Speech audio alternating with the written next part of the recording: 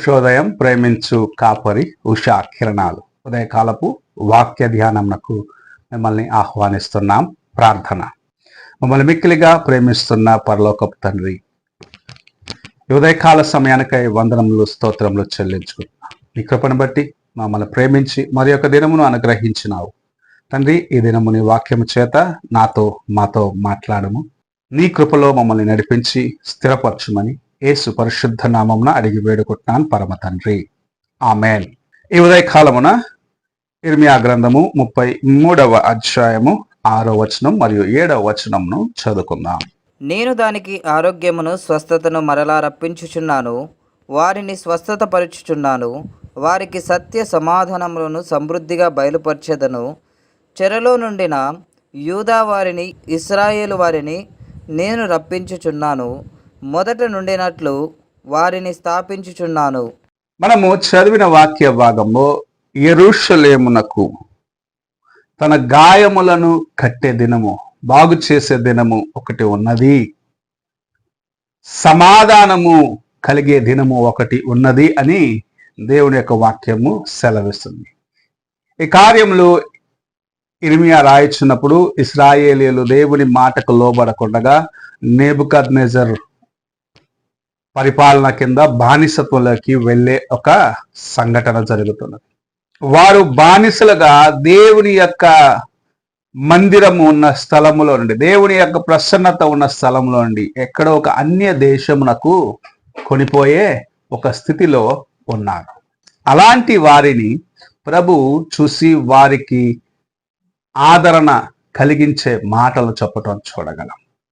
మనం చూసినట్లయితే ప్రవక్త అయిన ఇర్మియా ఎన్నో దినములు ఇశ్రాయేలీయుల వైపు చూసి, యెరూషలేము వైపు చూసి, మీరు చేస్తున్నవి దేవునికి అయిష్టమైన కార్యములు, మీరు చేస్తున్న కార్యములు దేవుని దుఃఖపరుస్తున్నాయి, ఇలాగున్నట్లయితే మిమ్మల్ని ఆయన చెరలోకి పంపిస్తాడంటే దేవుని మాటలను నిర్లక్ష్యపరిచినారు.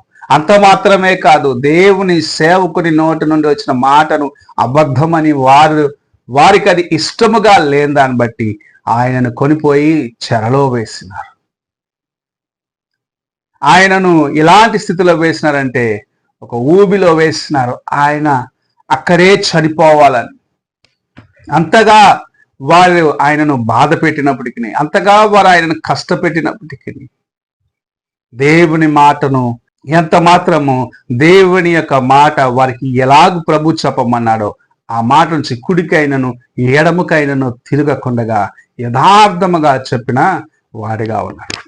ఇశ్రాయేలులకు ఇవ్వబడిన హెచ్చరికను నిర్లక్ష్యపరిచినారు.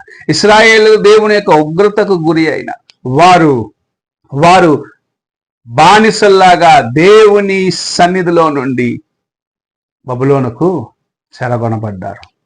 70 సంవత్సరములు ప్రవక్త అయిన ఇర్మియా చేత ప్రవచించబడిన రీతిగా వారు బబులోనుకు తీసుకొని వెళ్ళబడ్డారు. అయితే ఒక దినము ఉన్నది, మరలా ఇశ్రాయేలీయులకు సమాధానం వస్తుంది. ఇశ్రాయేలీయులకు తమ యొక్క గాయములో కట్టే దినము ఒకటి వస్తుంది, తిరిగి యెరూషలేమునకు వచ్చే దినము ఒకటి ఉన్నది అని ప్రభు వారికి ఇస్తున్న ఒక గొప్ప నిరీక్షణను ఇక్కడ మనం చూడగలము.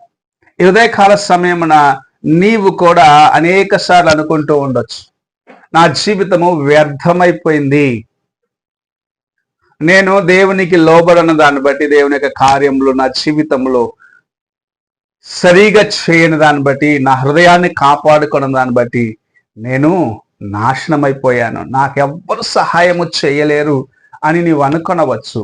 అయితే ప్రభు నీతో మాట్లాడుచున్న కార్యం, నిన్ను విడిపించే దినం ఒకటి ఉన్నది, నీ గాయములు కట్టే దినం ఒకటి ఉన్నది, నీవు తిరిగి క్షేమమునకు ఆశీర్వాదమునకు తిరిగి దేవుని సన్నిధిలోకి తిరిగి వచ్చే ఒక దినము ఉన్నది అని గ్రహించుకోమని ప్రభు నీతో మాట్లాడుచున్నా. నువ్వు చెదరిపోయి ఉండొచ్చు, నీవు బానిసగా, పాపము నిన్ను బానిసత్వంలోకి తీసుకొని వెళ్ళుండొచ్చు. అందులో నుంచి విమోచన ఇచ్చి నీ హృదయమును ప్రభు మరలా ఒకసారి నూతనపరిచి నీకు విడుదల ఇచ్చి నిన్ను ఆశీర్వదించాలని ఆయన ఆశ కలిగి ఉన్నాడు.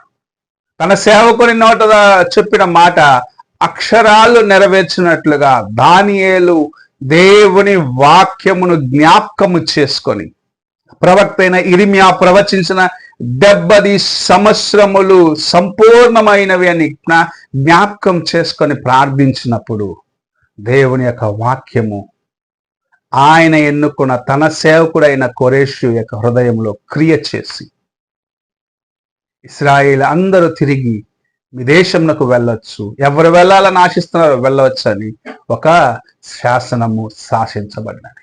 నిన్ను కూడా ప్రభు నీవు దేవుని యొక్క వాక్యమును మరలా జ్ఞాపకము చేసుకొని, దేవుని యొక్క వాక్యముని హృదయములో పెట్టుకొని, ప్రభువా నేను తప్పిపోయాను, అయితే నేను తిరిగి లేవనెత్తబడతాను అని నీవు వాగ్దానము చేసినావు, నన్ను స్థిరపరుస్తానని నీవు వాగ్దానము చేసినావు కదా అని దేవుని వాక్యమును పట్టుకొని ప్రార్థన చేసిన ఎడల ప్రభు నీ ప్రార్థనకు చెవియొగ్గి నిన్ను విడిపించి మరలా స్థిరపరుస్తాడు.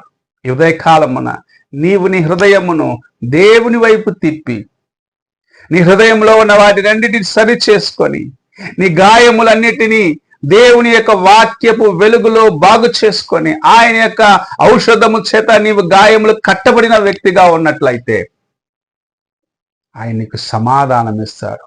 నిన్ను తిరిగి తన యొక్క దేశమునకు తీసుకొని వస్తాడు. నీవు బంధించబడి బానిసత్వంలో ఉన్న కార్యములను విడిపించి దేవుని యొక్క కృపకు నిన్ను నడిపించడానికి ప్రభు ఆసక్తి కలిగిన వాడిగా ఉండటము నీవు ఎన్నడూ మర్చిపోరాదు. ఈ ఉదయకాల సమయమున నీవు దేవుని యొక్క వాక్యమునకు చెవియొగ్గి ఆయన నీకు ఇస్తున్న ప్రతి హెచ్చరికను విని లోబడి తిరిగి కట్టబడిన అనుభవంలోకి రావాలని ప్రభు ఆశిస్తూ నీతో మాట్లాడుచున్నాడు. నీవు ఆయన మాటకు చెవియొగ్గుతావా? చెవియొగ్గిన ఎడల నీకు అది ధన్యకరమైనది, లేని ఎడల నీవు దేవుని యొక్క ఉగ్రతకు గురి అవుతావేమో అని నీ హృదయంను ఒక్కసారి నీ పరీక్షించుకుంటూ ప్రశ్నించుకుంటూ ఈ ఉదయకాల సమయంలో దేవుని సన్నిధిలో ఈ యొక్క హృదయాన్ని సమర్పించుకో. ప్రార్థన చేసుకున్నాం. మమ్మల్ని మిక్కిలిగా ప్రేమిస్తున్న పరలోకపు తండ్రి, ఈ ఉదయకాల సమయంలో మీరు మాకు ఇచ్చిన కొద్ది మాటల బట్టి వందనాలు చెల్లించుకుంటున్నాం. మమ్మల్ని తిరిగి కట్టాలని ఆశిస్తున్నావు. మా గాయములు కట్టేవాడివి నీవు, మా గాయములు బాగు చేసేవాడివి నీవు, మమ్మల్ని విడిపించేవాడివి నీవని నీ వాక్యము సెలవిస్తున్నది. మేము నాయన నీ మాటకు విధేయులుగా నీ కొరకు జీవించేదానికి, దేవా నీ కోసం నాయన ముందుకు వెళ్ళేదానికి మాకు సహాయము చేయమని యేసు పరిశుద్ధ నామమున అడిగి వేడుకుంటున్నాను పరమ తండ్రి, ఆమేన్. తండ్రి అయిన దేవుని ప్రేమ, కుమారుడైన క్రీస్తు కృప, ఆదరణకర్త అయిన పరిశుద్ధాత్మిక సహవాసము ఇప్పుడు ఎల్లప్పుడూ తోడయండి, సదాకాలము నడిపించును గాక. ఆమేన్.